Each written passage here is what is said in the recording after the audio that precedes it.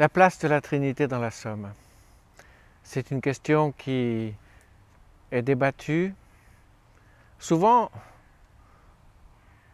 par le passé, ou plutôt dans le passé récent, celui de la fin du 19e et du début du 20e siècle.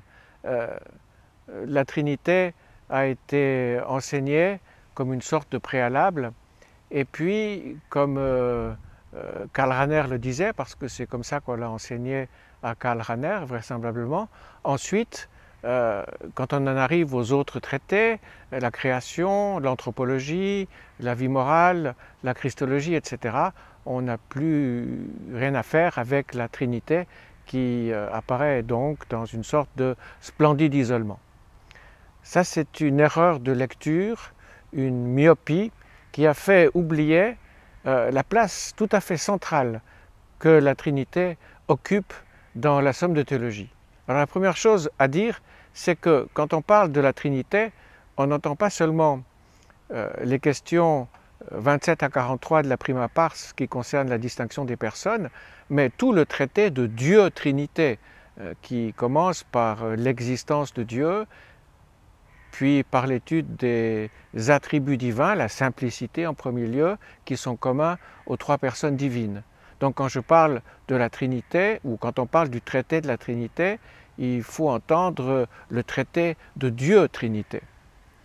Et sur cette base, la place du traité de Dieu-Trinité dans la Somme, elle est absolument centrale. C'est le pivot, le nerf, le centre qui éclaire tout.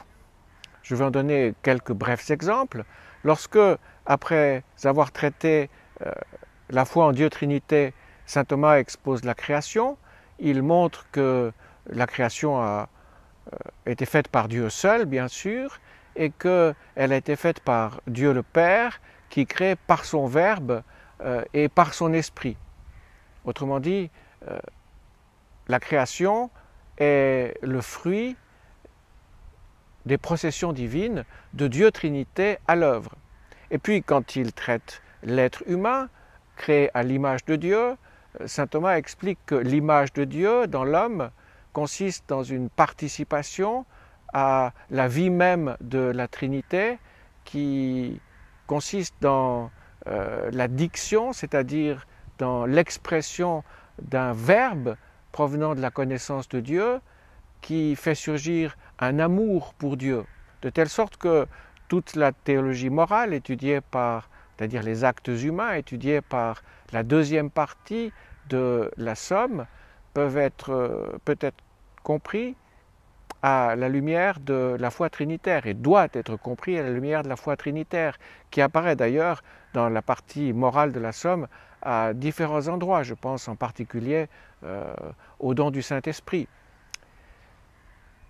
Et il y a encore plus, c'est que le traité de Dieu-Trinité à la question 43 de la Prima Pars s'achève par une question sur les missions des personnes divines, c'est-à-dire l'envoi du Fils et du Saint-Esprit, leur envoi dans les cœurs par la grâce, ce qui signifie que l'étude de l'agir humain ou du mouvement des créatures vers Dieu sera l'approfondissement de cette dimension trinitaire.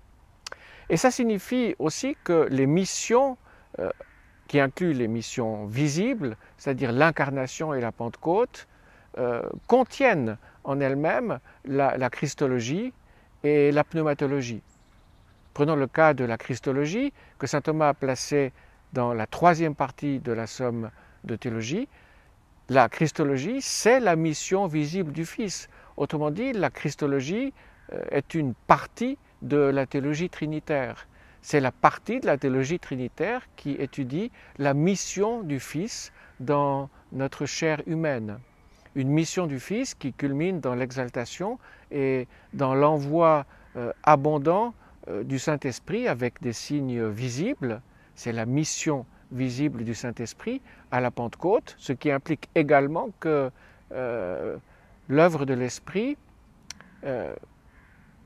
telle qu'elle est présente dans la troisième partie de la Somme, dans les mystères de la vie du Christ et dans la théologie des sacrements, fait partie de l'étude de la Trinité. On trouve donc dans la somme de théologie, dans l'étude du mystère de Dieu Trinité, comme en noyau, tout ce que le reste de la somme va déployer. C'est pourquoi je suis convaincu que la doctrine ou l'enseignement de saint Thomas sur Dieu Trinité est le centre que tout le reste de sa théologie déploie.